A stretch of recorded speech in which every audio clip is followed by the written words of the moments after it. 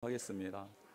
먼저 우리 성도님들에게 그곳에서 할 공연과 또 찬양 한 곡을 이렇게 먼저 보여드리려고 하고요. 그리고 이어서 기도하는 시간 갖도록 하겠습니다.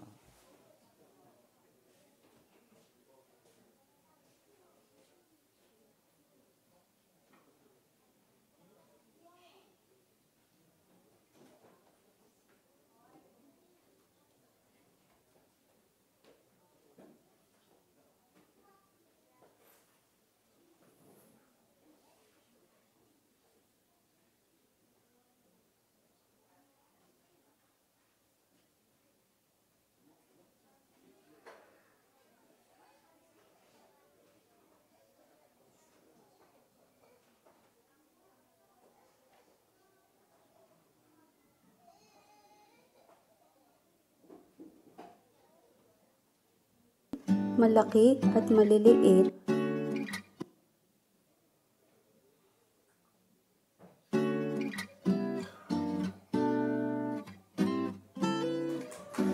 Hi, hello. Ngayon, malaki at maliliit na figura ang pumapasok. Tignan natin kung anong mga hugis ang mayroon. Dalawang malalaking tatsulok, isang gitang tatsulok, dalawang maliit na tatsulok, isang parisukat, isang parallelogram. Tignan natin kung ano ang magagawa nila sa mga figura na ito. Isa, dalawa, tatlo. Wow! Gumawa kami ng isang parisukat sa isang iglap. Hindi ba't kamangha-mangha? Gawin natin ito ng isang beses pa. Isa, dalawa, tatlo. Isang tatsulok na matayog patungo sa langit ang ginawa. Hindi ba't sobrang astig? Ngayon, gawin natin ang biyaya ng Diyos na nakasulat sa Biblia gamit ang 7 figura na ito. Handa ka na bang manood? Pagkatapos ay magsimula tayo sa isang buong palakpakan.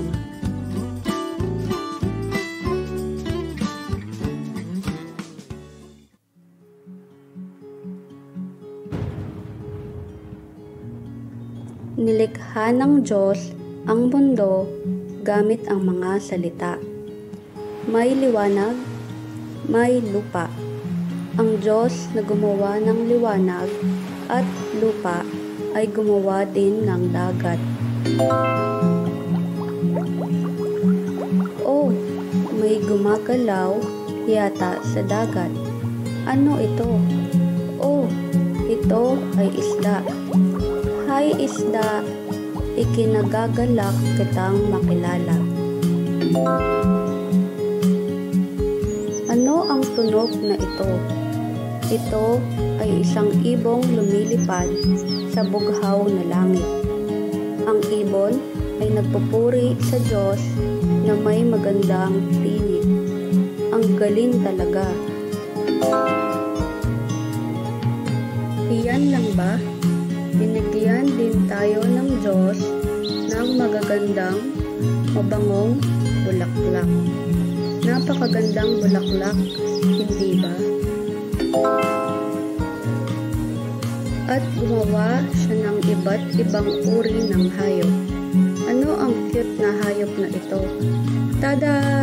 Ito ay isang soro. Hello, soro! Nilikha ng Diyos ang isang tao mula sa lupa sa kanyang larawan at nilikha ang isang tao sa pamamagitan ng pagbibigay buhay sa kanyang ilong. Ang pangalan ay Adan. Naawa ang Diyos kay Adan mag-isa, kaya ginawa niya si Eva mula sa mga tadyang ni Adan. Kaya si Adan at Eva ay sumunod sa Diyos at sila ay masaya araw-araw.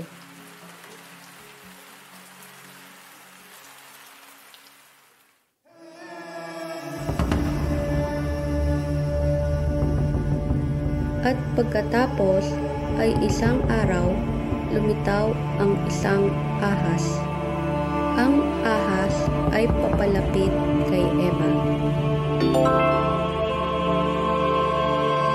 Ito ay mabuti at masamang prutas na may masasarap at magagandang bunga.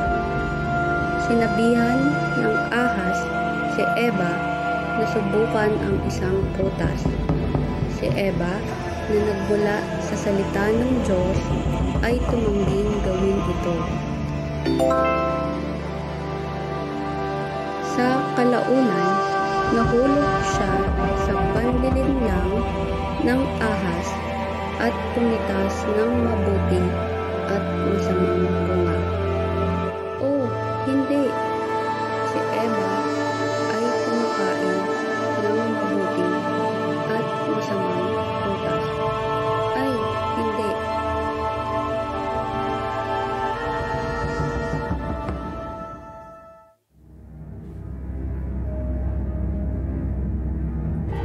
Sina Adan at Eva na may maningning na mga mata pagkatapos kumain ng mabuti at masamang prutas ay natakot sa Diyos.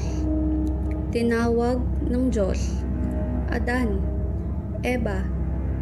Si Adan at Eva ay tumakas sa Diyos sa kahihiyan at pinalayas sila sa halamanan ng Eden.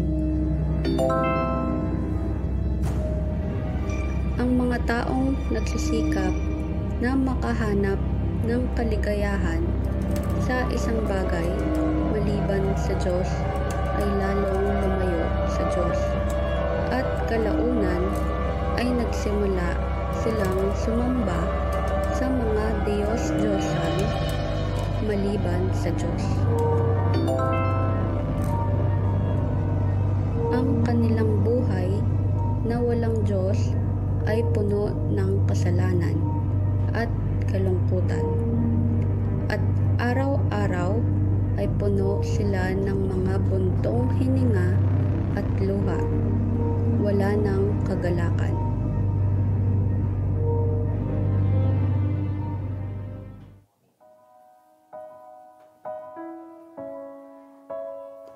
Walang anuman sa mundo ang makapagpapaginhawa sa mga nasa gitna ng kasalanan.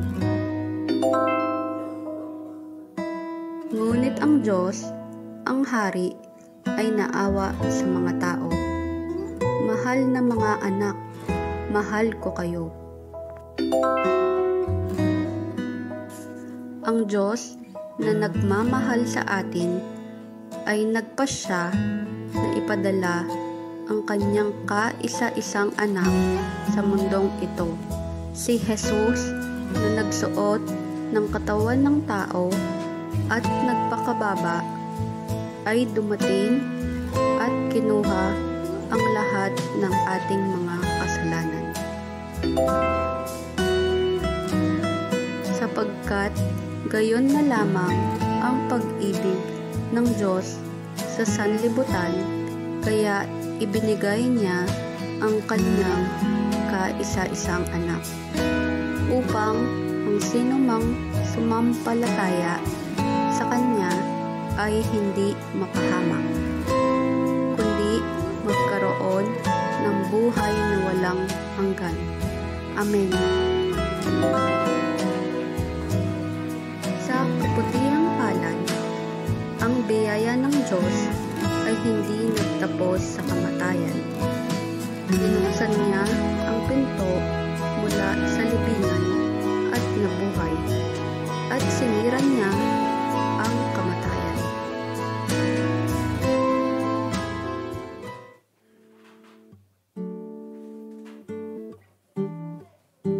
Kaya ang simbahan ay itinayo sa lupaing ito at ang ebanghelyo ay ipinalaganap sa pamamagitan ng simbahan. Dumaloy sa atin ang mahiwaga at kamanghamanghang ebanghelyong ito ng pag-ibig at biyaya. Gaya nga ng sinabi ng Biblia, nagkatotoo ang lahat.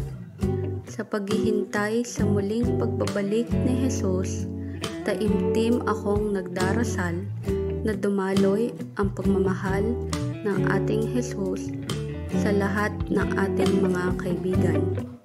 Maniwala ka kay Jesus at maging masaya.